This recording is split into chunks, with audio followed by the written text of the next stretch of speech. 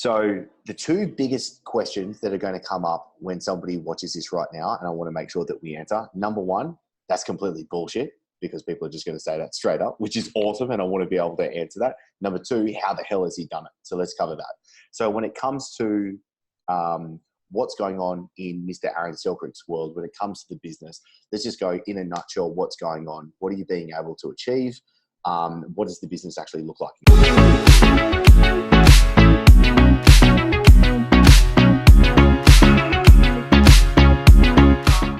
What's the business look like right now? I guess we're doing, is it 137,000 Australian dollars a month. We have 100 and I think it's 78 customers at the moment. I have to double check that, but yeah, we sell everything on subscription, as I've sort of told you guys before. But yes, good.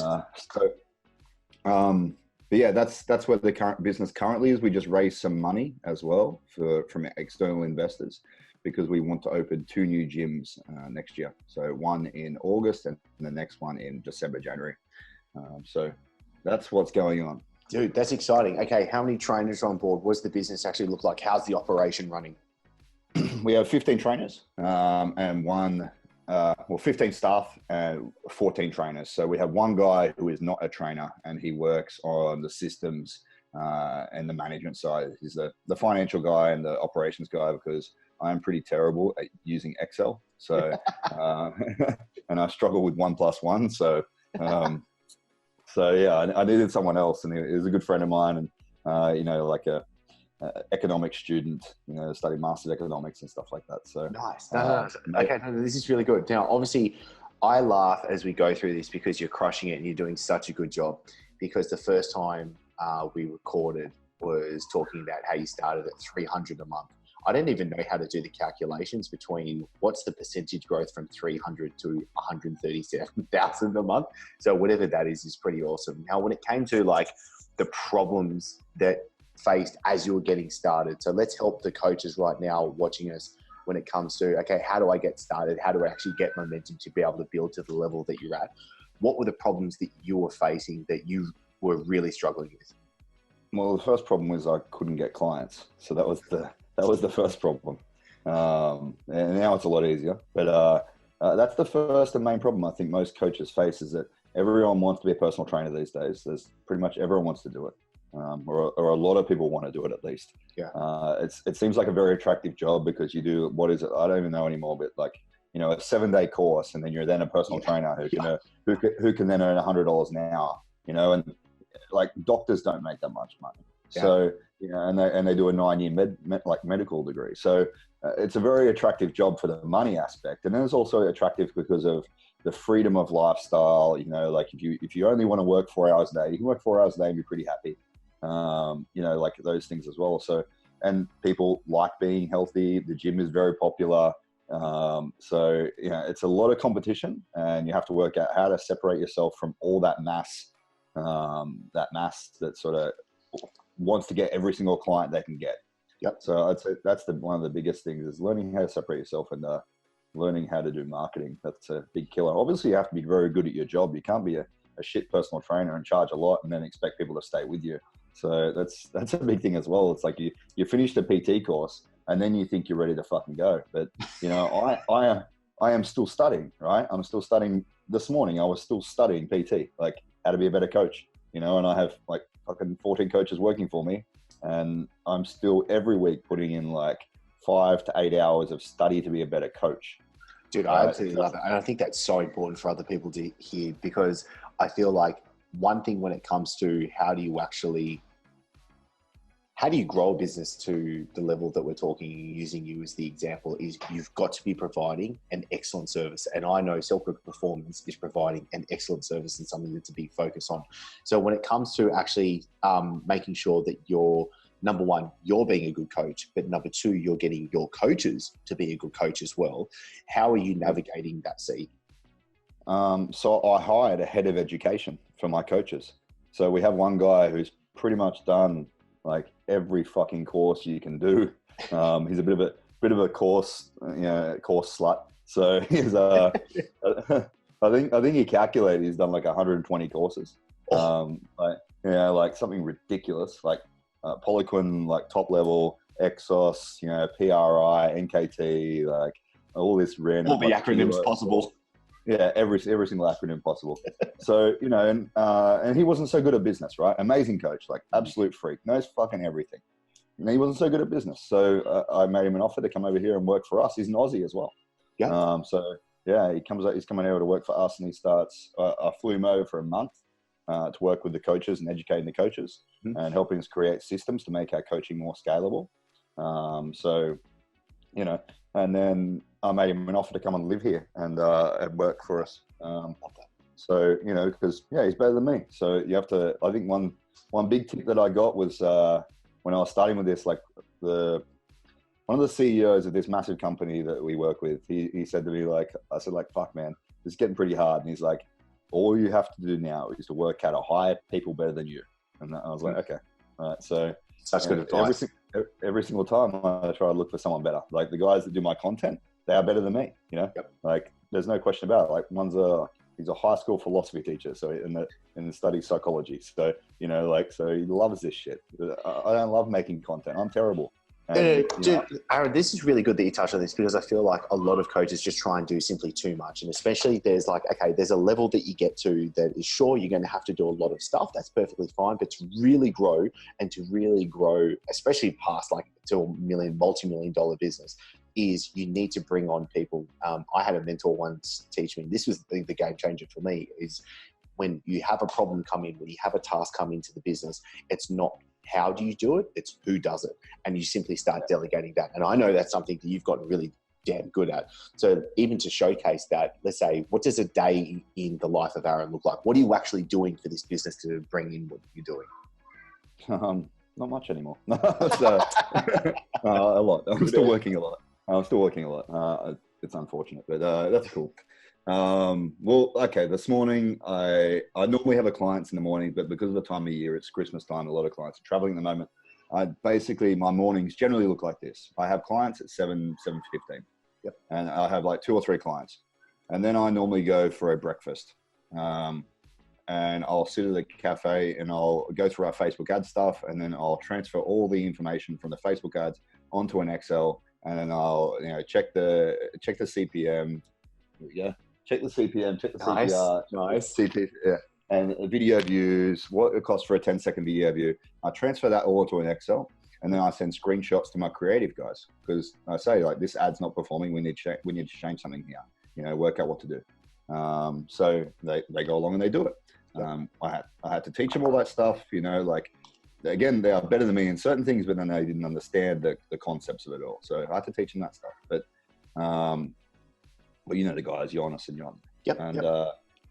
And then I come down here and I have a chat with the guy who runs the operation stuff. Normally we have a bit of a 20-minute chat about what we need to be doing today. And then we go along and we tick off stuff we use Asana, and that's how we drop out everyone's tasks for the days and all that sort of stuff. So, and then we have weekly goals, like daily goals, weekly goals, monthly goals, quarterly goals, all that sort of stuff. And we just chip away whatever the stuff is at the moment. But at the moment, mostly my stuff is organizing like big partnerships with companies.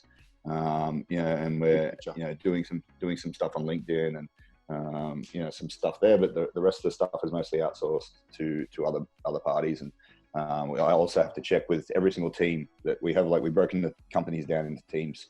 So like a community team, a team that acquires customers, and then a team that keeps customers. So I just check that everything is going smoothly. I absolutely love that. Can we quickly dive into that? Because I think that's something a lot of coaches need to understand, is obviously we need to get people coming in. We need to attract and convert. And that's obviously a team doing that. But we also need to make sure that people are staying with us and we're extending their customer lifetime as well. Now, before we maybe even dive into that, just to showcase the numbers, what's an actual client worth to you now that you've got these systems in place? Our estimated profit on lifetime, so profit on estimated lifetime value is 12,000 euros.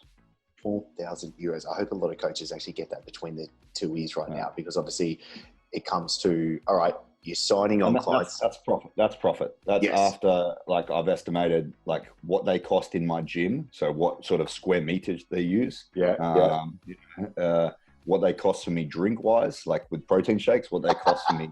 Yeah. What they cost for us on the like client, the coaching side. So how much we pay the coaches to do the hour of coaching. Yep. And all that sort of shit as well. So Okay. that's the estimate there. So how many clients do you want to be signing on per week? So this is something really, really simple that I think every coach should be focusing on. And it becomes really, really, like, they'll see this testimonial, right? And they'll say like, okay, he makes over $1 million a year or whatever. But I never thought I would make $1 million a year. And I don't even think that I'm going to make $3 million a year. I'm not going to look at it that way, because it's a massive, overwhelming number that it will just go, like, no one sees that. No one can sort of grasp that. But I broke it down to something really, really simple. And it was, when I first started, I was like, I need to get one person a week. That was it, right? I need to get one person a week. And I'm only allowed to lose one a month. That was it, right? And then when we grew a bit more, we got more coaches and I started to get more staff. It was, I need to get 2 clients a week, and I'm only allowed to lose 2 a month maximum, right? If I don't, I have to make it up and get another one somehow, right?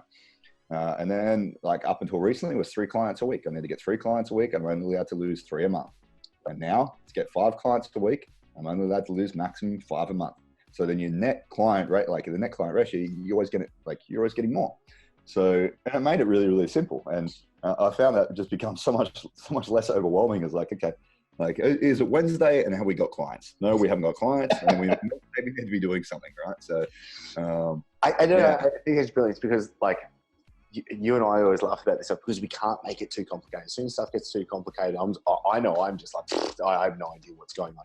And that's it. Even if we're saying, all right, sweet, earning $3 million a year, but at the end of the day, the one number that we want to be looking at is 5 clients being signed on this week? Yes, no. Do you mean? If not, we need to do something, change. If yes, great. Do you mean, how do we improve upon the process and move from there? I think that's where you're doing it so well.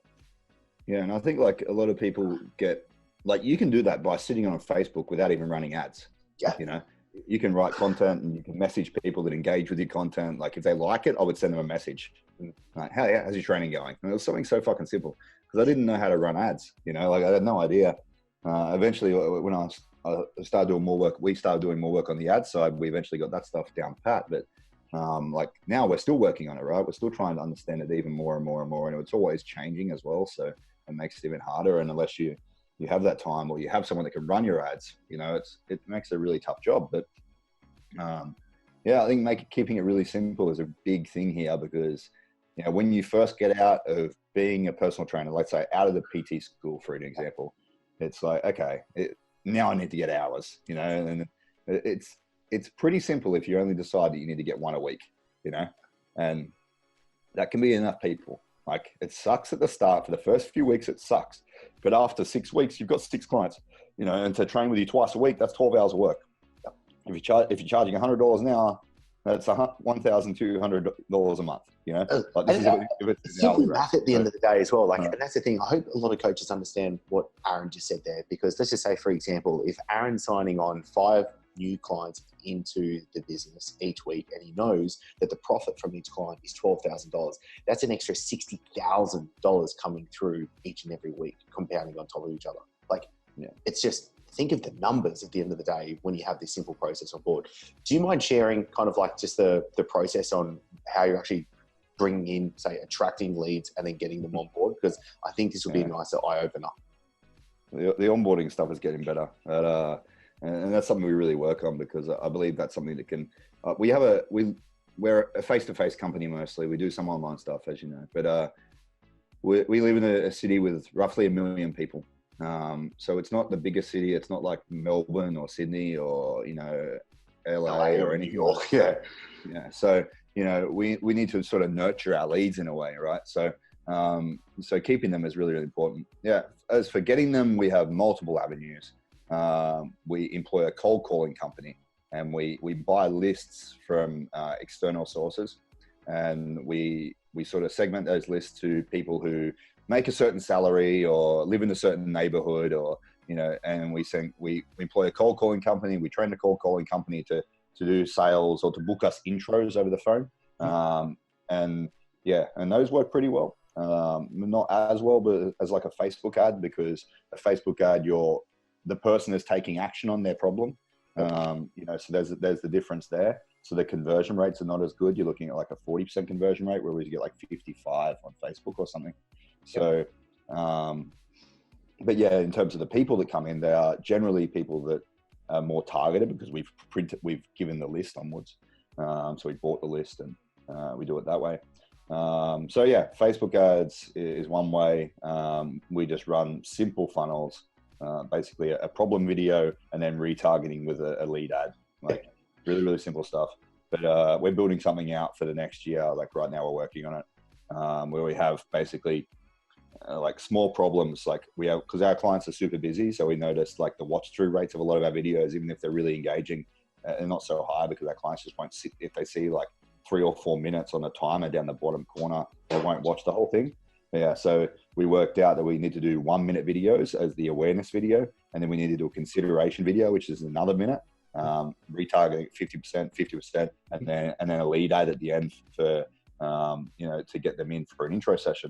So we have one campaign that's a grid campaign, another campaign that's a straight shooter campaign, which is like interest targeting, for certain things like business topics and all that sort of stuff, different politicians. And we just go straight to the point. We take on like, the old ad was 12 clients a month. If you want to be one of those 12, they'll sign up type. Really straight, honest, takes 1 minute type video. And that works okay as well. And then we have a branding campaign, which basically, we talk about testimonials, case studies and stuff like what we're doing now in a way. And then we'll insert the branding campaign into the consideration phase of the first campaign as well. So we'll supports that aspect. So just in case they're sitting on the fence of actually coming in and buying, because they haven't seen enough social proof, we can just send those touch points to them as well. With our content, our daily content, this is also our fourth campaign. We take photos of clients every single day, and we document client stories. So we talk about client results, or we'll talk about what the problems they came here with, or why they signed up. If their wife now likes them or some shit, or just make up some funny stuff. And have a bit of a joke around as well. And we boost those posts for like €1 a day. So cheap, €1 a day. Just boosting those posts back again into the consideration phase, and then of the first funnel, and into we boost them to friends of friends of the people who like the page. So a lot of the clients see it, so it works on retention, because they see the community aspect of people getting results and they're happy for each other. So a lot of people think that's wasted money because we're marketing to our clients. It's not wasted money, because it affects our retention, and that's a massive thing. So that's why a client is worth 12,000. Yeah, that's why. Yeah, so that's a big thing. But yeah, okay, we'll talk about onboarding, and I think this is where a lot of coaches will go wrong. So we have a lead ad. Let's say it's a lead ad. They sign up. After they sign up, they a Wufoo form. Hopefully they do it.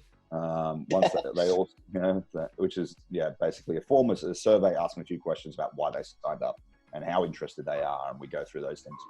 A coach will then immediately call them. Right. This is a big thing. This is one thing we notice as well. If we leave that call from that lead form, we leave that for over an hour, the difference that makes is massive to the conversion. Oh, that's so good. So we have basically one guy who works on our systems and operations. He also manages our sales systems. Really, really smart techie guy.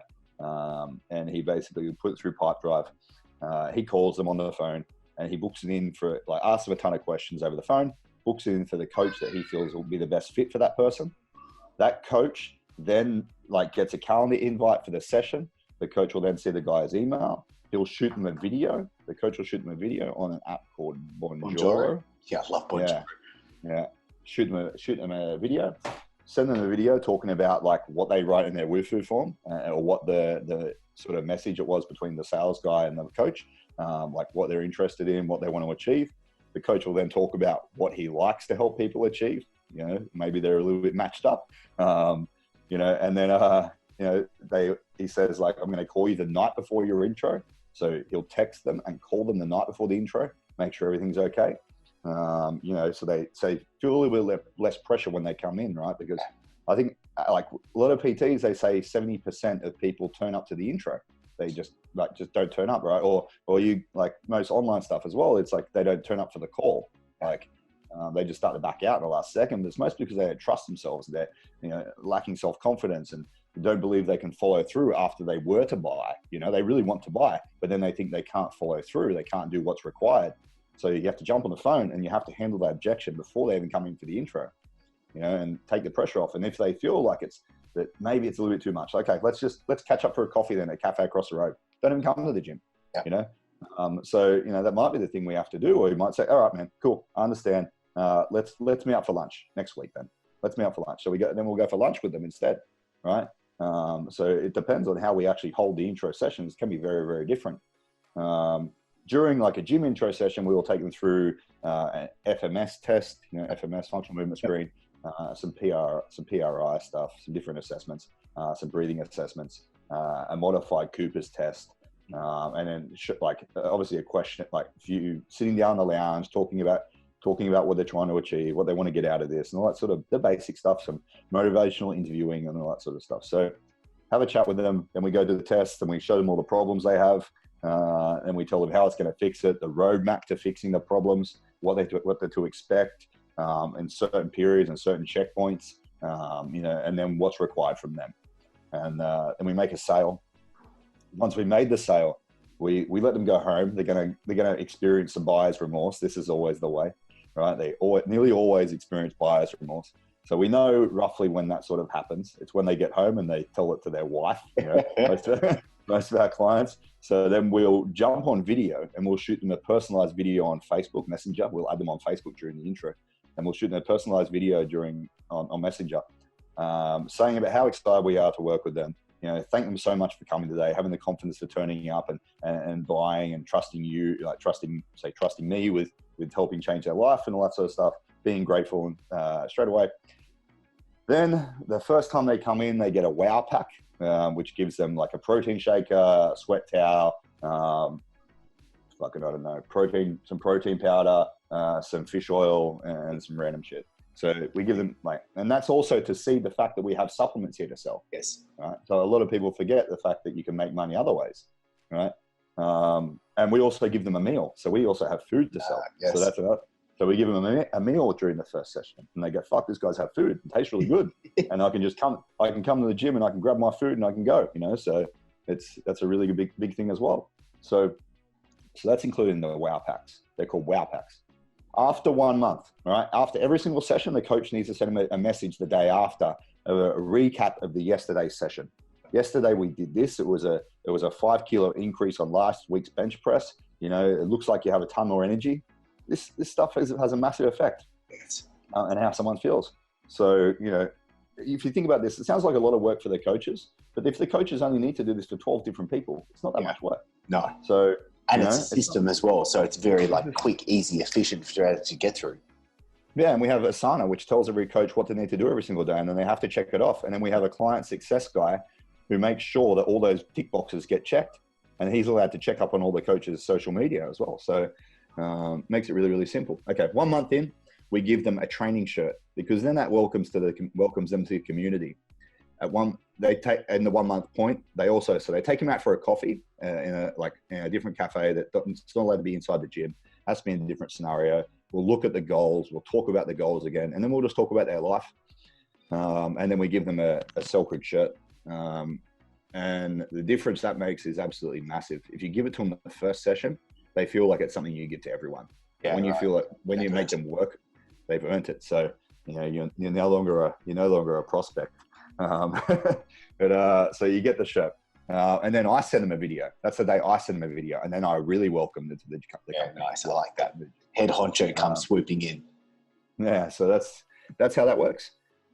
2 months in, this is again, all the coaches get notifications to start prepping this stuff. 2 months in, after the client signs up, we need to buy them a personalized gift.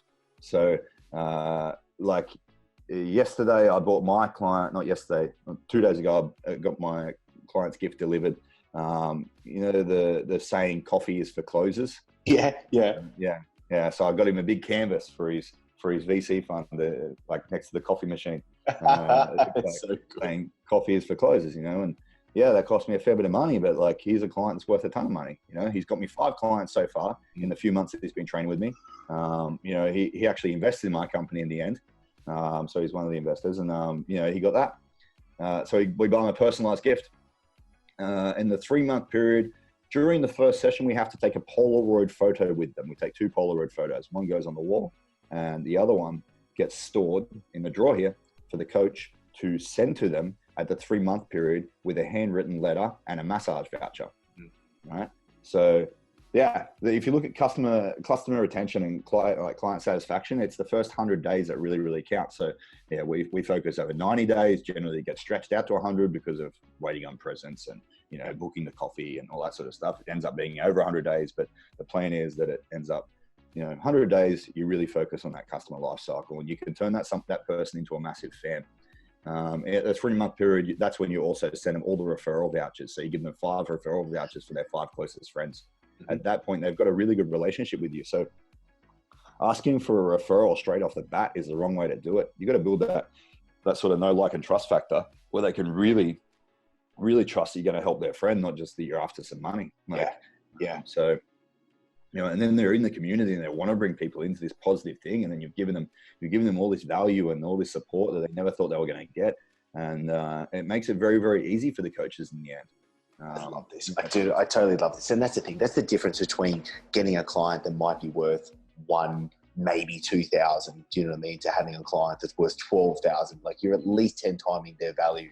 And again, just for everyone watching, think of the numbers. If you're signing on 5 clients a week and they're each worth 12, that's an extra 60,000 per week that you're adding on top of the income as well. So it's just a compounding system and an engine of being able to come into it. I tell you what, Aaron, what would you say to the dudes and dudettes right now that just call BS on this, still don't believe it? They looking at from the horse's mouth right now. What would you say? I understand. I understand. That's the first thing. Like, I never thought I would be as successful as what we are. And granted, I did get very lucky, but you do create your own luck in a way. I do work long days and I don't have many holidays. I work all weekend, every weekend. I have half a day Saturday off. That's my rule. Half a day Saturday. So that's the only time I have off. And, next year I planned in advance that I would take 1 long weekend every 2 months. And I told my investors that that's all I'm doing, and that's just the way I am as well. So yeah, it takes a lot of work, but you try and make it really, really simple by doing those really, really simple things of getting 1 client a week or 2 clients a week or 3 clients a week, whatever the systems are that you have and your goals. But like for us, I know that we can get 950 leads next year. I know that we can do that. Right. And I believe that's the bare minimum. And, so once you've tried, and like I'd say the last 3 years, I've still been trying and testing, and we're still trying and testing as we go, but we have a bit more of an idea on how to use a few different platforms. And I completely get where people think bullshit. I get it. Like, I've been there, and I still think bullshit to people that are making crazy amounts of money. But then again, I have some clients that are making 50,000 euros an hour. So, it's, the money is out there, but I don't know how to convince the person that says bullshit, because I think that skepticism will always be there. Totally. I totally understand that. Until they get to that point. I think just make it really simple. Keep it really, really simple and just keep going at it, even when it feels like it's not really going anywhere. Because a lot of the time, I think a lot of people, they put these Facebook ads up, or they put content out. It doesn't get likes, doesn't get shares, doesn't go viral the first fucking bit of content you do. Like, none of my content gets liked or shared. Like, I actually just looked this up. So how many clients are on board? I think it's 178. Let's say it's 180 because it's easier numbers. All right, 180. And yeah, 180. And Aaron has 1,240 followers. Yeah.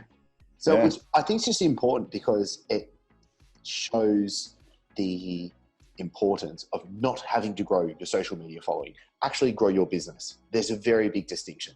I remember actually being in a mastermind this guy walked in. He'll probably crack the 50 million mark this year. This guy that taught for a few hours. And he was like, I caught myself trying to write an Instagram post this morning. He was taking me an hour, and I was like, this is the stupidest thing I've ever done. This is not going to make me any money anyway. What's the point of me wasting so much time? And I think that's a really important thing. Like, yes, you can be producing content, but do you know if you're doing it for a specific purpose that will actually build your business? Because if not, stop doing it. Yeah, because a lot of my clients, where are my clients? They don't sit there and consume shit on Facebook. They're not going to watch a YouTube video. They're not going to watch a video that's more than 1 minute long.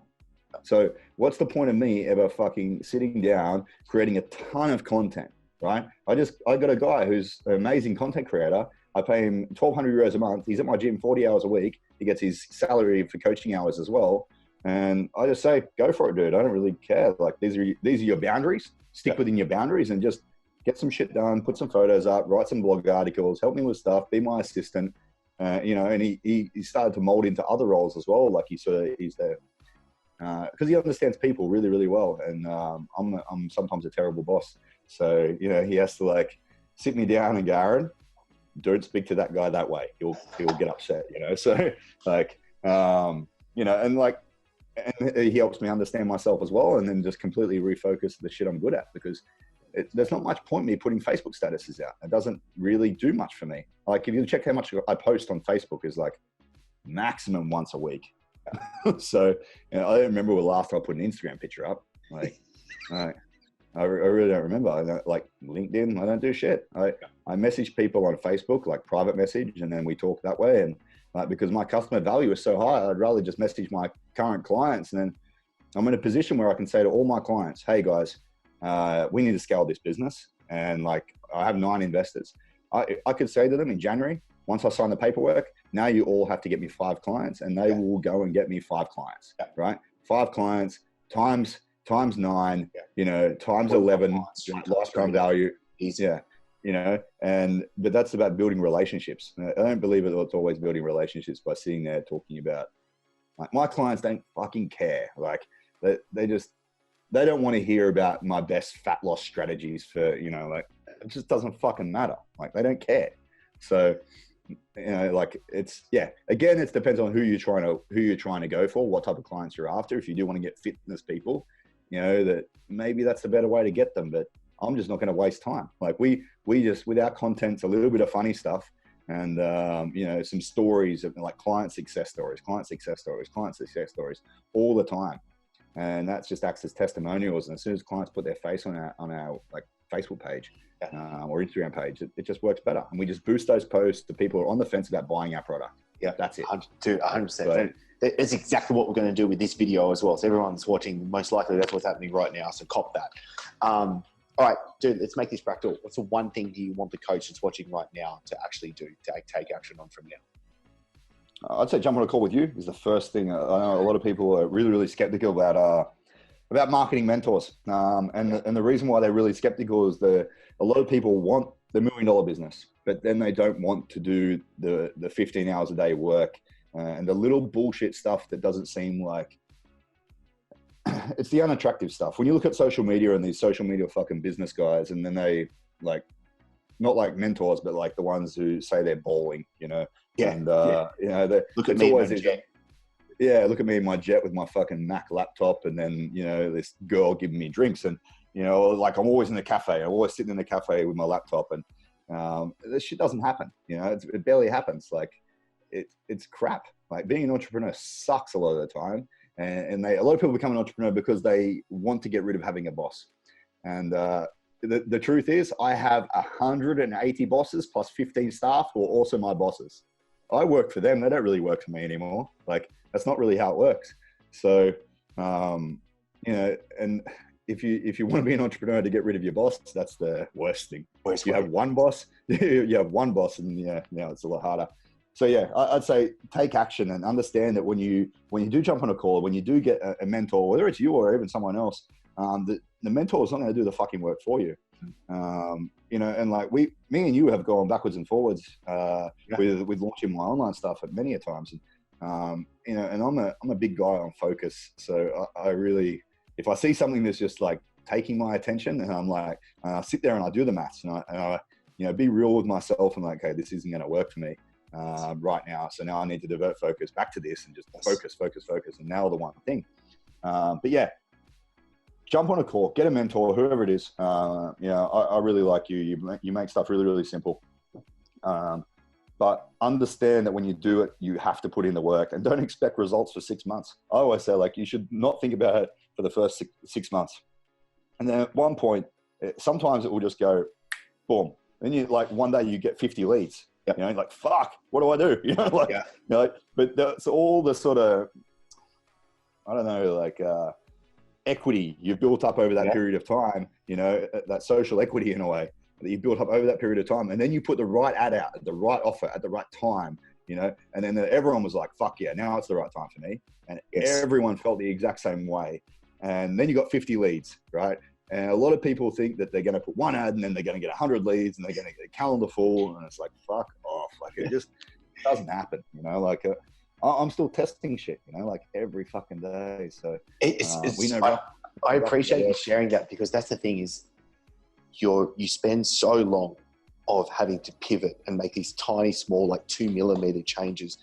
But then it's finally, once you actually hit that mark, as you said, it suddenly starts coming in. Everyone goes, oh my God, he just put that one ad out and everything came through. Like, this is the fancy magic funnel. It's like, no, dude, you haven't seen, do you mean the year, 2 years of hard work that I've just done behind the scenes? It's actually built up to this point that everyone disregards. It's like the 2-year overnight success. Like, you've got to dedicate yourself. So I do really appreciate you sharing that. Yeah, I think that's the biggest problem. I think that's why a lot of like mentors and business mentors cop a lot of shit. Like they all fucking do, because like one person doesn't get results or a few people don't get results. And, and then I look at those people and then I'm like, no fucking wonder, like no wonder you didn't get results. Like, you don't do shit. Like, you're not doing anything. Like, if you look at my social media as well, though, it looks like I don't do anything. Right. Yeah. But it's a different business. Exactly. So, but like a lot of people think that, it's just going to happen, and it doesn't happen overnight. But it could be at the 6-month period when you're thinking everything's going to crap and it's not working. The next day, someone could get a hold of your ad, right? And you could like, well, we did like, we've been trying to get like corporate deals for about 6 months, right? And then one day, one guy from one company signed up through a Facebook ad for himself. A week later, he bought his whole like executive team, like 10 people, coaching for 9 months upfront, right? So, like 2 times a week with a coach, for 9 months. Well, you got it for 3 months, and then he extended it for another 6 months just recently, and like, that's technically enough. I can pay all my costs with that one deal. Like, for my gym runs at like break even just from that one deal. Yeah. And, and we've been trying to get this shit for ages, but like, it was about the fact that we built a brand, and he went to our website and he saw some testimonials of people that we work with, and then he signed up for the ad. So, and then he messaged and he's like, hey guys, like, I don't know if where our building is across the road, we'd like to meet up with you. And, and like, so you never really know like what's going to come out of it in the end. And a lot of people just aren't fucking patient enough. Business sucks. Yeah. Like, it really sucks. Well said. That's the thing. It's not glamorous. It's dirty. And you've got to be, do you mean, with a whiteboard behind you in an office grinding away for a long time before you're going to see some results. So I appreciate you actually planting that seed, because if everyone walks away from watching us right now, at least knowing that they're going to have to put some hard yakka in and it's going to take some time, I think you've done the entire fitness industry a huge good. And I appreciate that. Thanks, man. But I think like I got to work at 7 yesterday morning, and I finished work at 10:45 last night. Right. So, I had a podcast at 9:30, and then I was like messaging people to jump on my podcast and up until just before 11, I think. So maybe even after 11, and like, it's just a lot of people don't want to do it. Like, it's the crap stuff, that's what, I guess that's what sets you aside from being an employee to an employer. 100%. I totally agree. You have to look at the hours you're not paid for, and then look at those hours you're not paid for it as investment, and you're always learning as well, right? So like from this, I've learned a ton, and I know that if let's say I went bankrupt and I needed to find a job, I could get jobs that paid me $300,000-$400,000 a year. Yeah. 100%. You know? So You build like the skills up through the actual hard work. Yeah, so that's a big benefit as well. So you got to look at it as another way. It's like I think it's a massive like, what does education cost? You know, so and you know, so that's a big thing as well. That's what I look at. It's like, okay, like I get the amazing ability to work with these fucking geniuses of business guys, and I get mentored by them when they charge 30 grand for a 1 hour speech, you know, 1 hour keynote, and I get them 3 times a week for 1 hour, and I can ask them whatever the fuck I want. So I'm like, I told them I would train them free, you know, like, and then they also said I would pay you double to work with you more, like, you know, so, and that's really cool. But like, and now they're all my investors, so I get them even more. Yeah. So yeah, you never know what's going to happen. Like, I just made a fair bit of money. I took some risk off the table, so 22% of the company. I get to buy my own apartment and then 2 investment apartments. So you know, whenever a company always goes bankrupt, and that's what people always need to remember as well. It's just a matter of when. Every company goes bankrupt. Yeah, when that happens, at least my plan is to sell the company in 4 years. So there you go. Nice. It gives you an idea. Nice. And what these investors want me to sell it for is nothing below 30 million in 4 years. Euro. So I think that's 55 million Australian. Yeah, 55 mil Australian. Yeah. So that's what their plan is. So yeah. It's on, and I know you'll do it. Do you know what I mean? You've been able to absolutely crush it. You're putting the work in each and every day, and I appreciate you sharing this, Aaron. I really do, mate. You're an absolutely legend of a dude. I'm happy, very happy to call you a friend, and being able to see you kick ass is just one of the coolest things ever. So, dude, thank you. Thank you for your support, mate. Really appreciate it. It's been fun. It's still fun, dude. There's a lot more fun to come as well. Yeah, it'll be good.